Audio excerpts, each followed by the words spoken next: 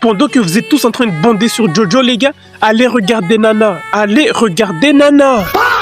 On a dit que tout ce qui était non essentiel devrait rester fermé.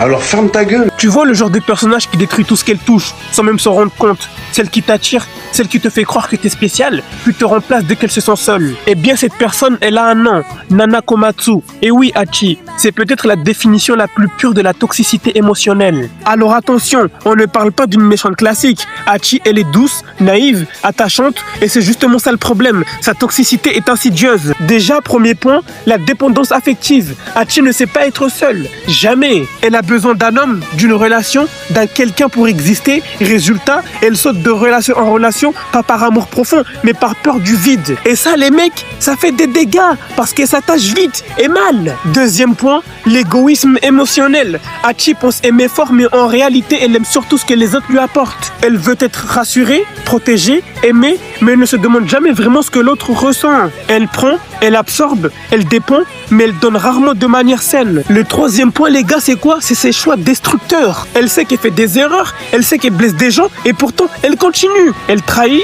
elle ment parfois, elle fuit ses responsabilités, et le pire, elle trouve toujours des excuses. Toujours! Parce que dans sa tête, elle est victime de ses émotions.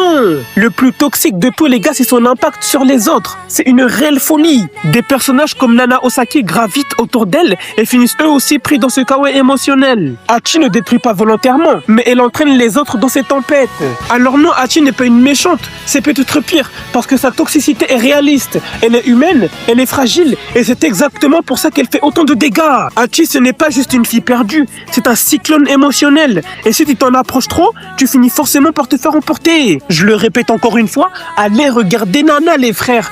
À la prochaine.